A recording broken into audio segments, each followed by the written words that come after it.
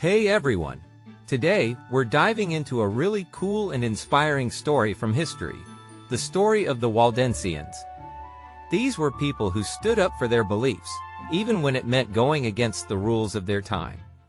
Their journey began long before the Protestant Reformation, and has had a lasting impact on Christianity. The story starts in the late 1100s with a man named Peter Waldo. He was a rich merchant from Lyon, France. But one day he decided to give away all his money and live a simple life. He believed that the best way to follow God was to live in poverty, like the early Christians did. He started preaching this idea, and soon others joined him. Together they became known as the Poor of Lyon.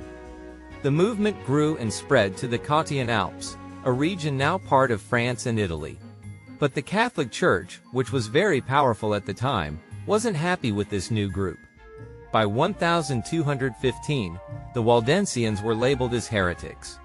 It wasn't just because they preached about poverty, other groups like the Franciscans did that too. The problem was that the Waldensians didn't want to follow the church's rules about who could preach and what they could say. The Pope at the time, Innocent III, tried to bring them back into the church. Some Waldensians agreed and became known as the Poor Catholics, but many refused. Those who stayed independent faced years of persecution and discrimination. Still, they didn't give up. Fast forward to the 1500s, during the Protestant Reformation.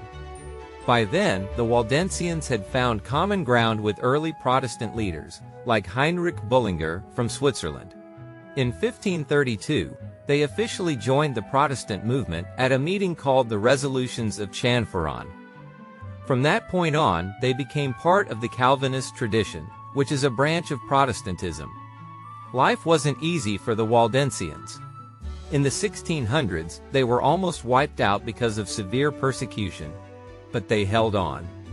Their main church, the Waldensian Evangelical Church, kept their beliefs alive. In 1975, they even joined forces with the Methodist Church to create the Union of Methodist and Waldensian Churches. Today, the Waldensian community is spread across Europe, especially in northern Italy, and has even reached parts of North and South America. So, what did the Waldensians believe? They focused on teachings from the Bible, like the importance of Christ's sacrifice and living a humble, devoted life. But they also rejected some of the practices of the Catholic Church. For example, they didn't believe in purgatory, didn't think relics or holy water were special, and didn't see the point of pilgrimages.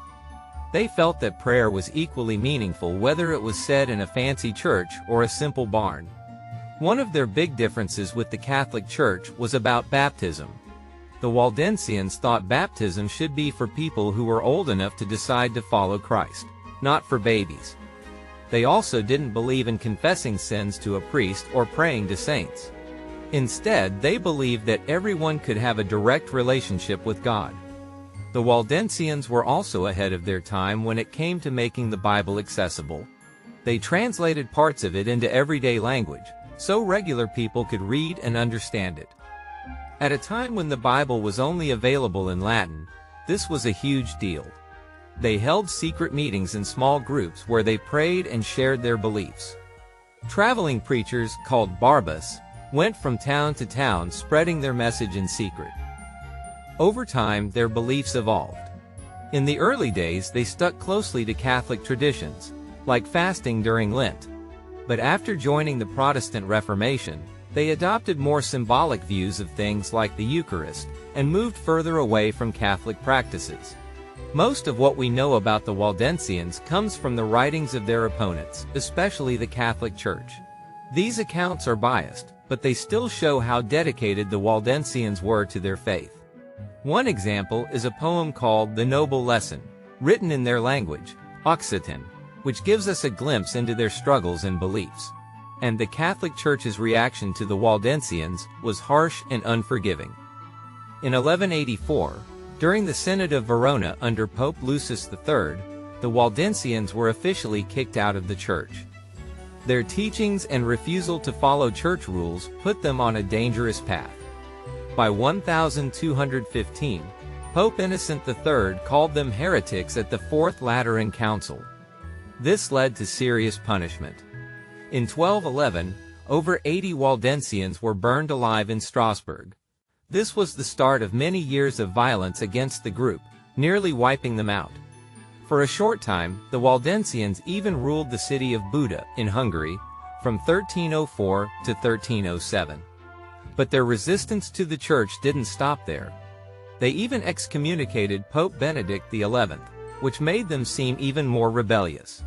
In 1487, Pope Innocent VIII called for the complete destruction of the Waldensians.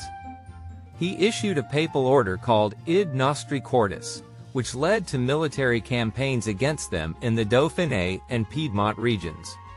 The attacks, led by Alberto de Capitane, destroyed communities and forced many Waldensians to flee to other areas.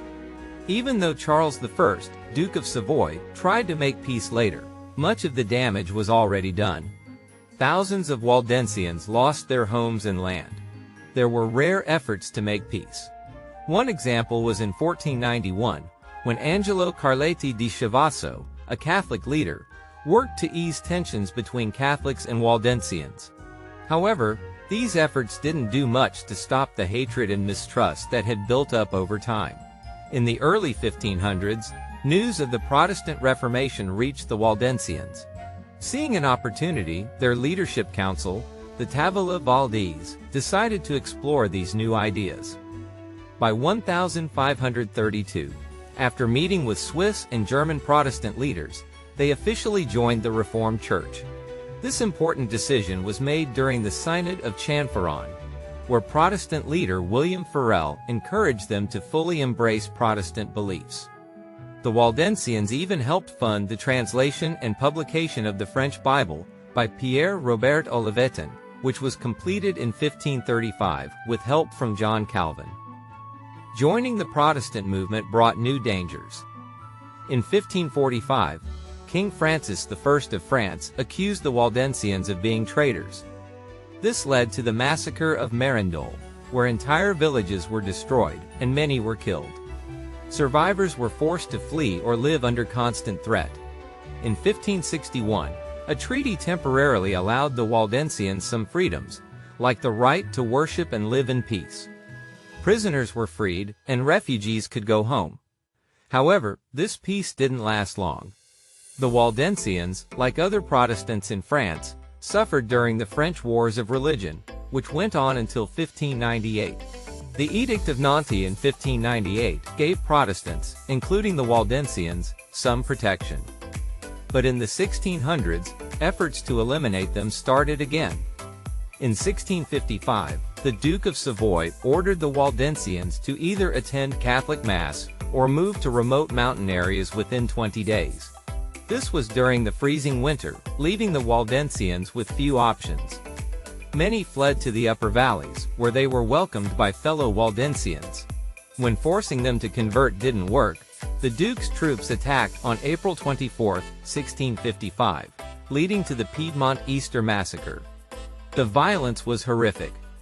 Reports described families being burned alive, children torn from their parents, and many killed in brutal ways.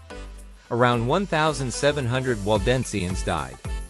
This massacre shocked Europe, and leaders like Oliver Cromwell in England raised funds and awareness to help. The poet John Milton even wrote a poem on the late massacre in Piedmont to honor the victims. Despite everything, the Waldensians didn't give up. Many escaped through secret routes to Switzerland and the Dutch Republic. Others fought back through guerrilla resistance, led by people like Joshua Janivel. In 1685, things got worse when King Louis XIV of France cancelled the Edict of Nantes, removing the protections Protestants had. French and Piedmontese forces attacked again, killing more people and forcing conversions. But the Waldensians stayed strong.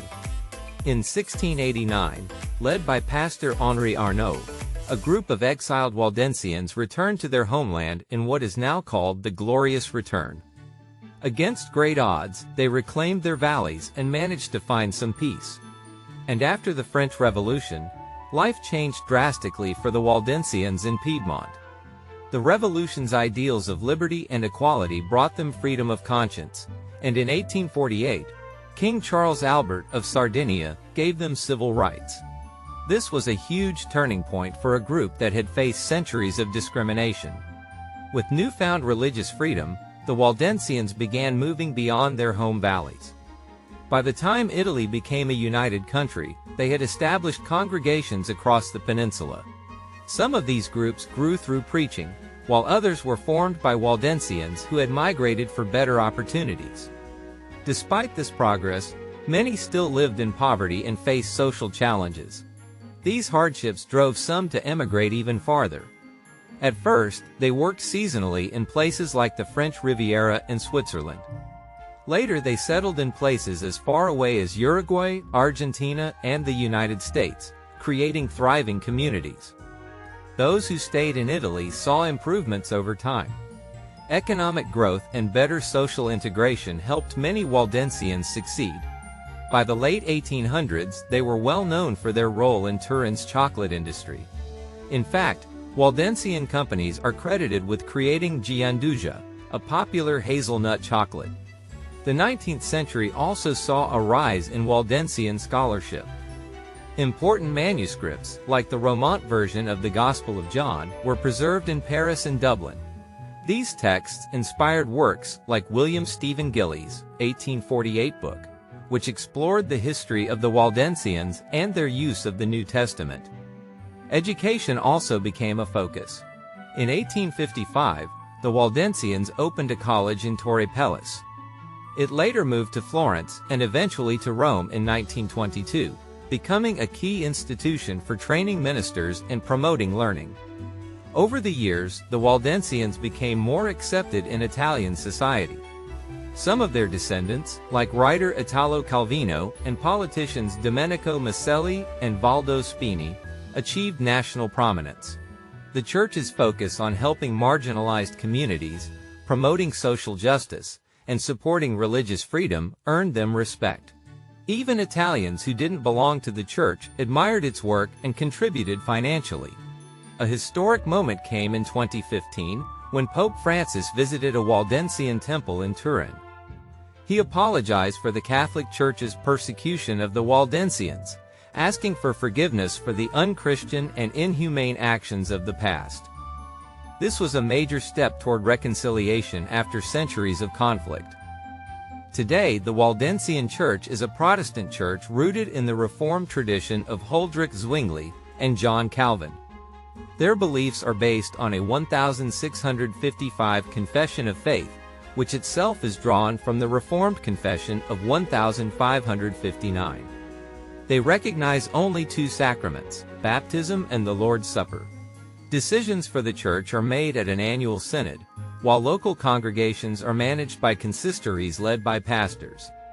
The Waldensian Church has spread beyond Europe, establishing communities in places like Uruguay and the United States. These congregations continue the mission of sharing the gospel, serving those in need, advocating for justice, and promoting respect for religious diversity and freedom of conscience. Their legacy remains strong, rooted in the values that have defined them for centuries. The Waldensians' influence also extended to other reform movements.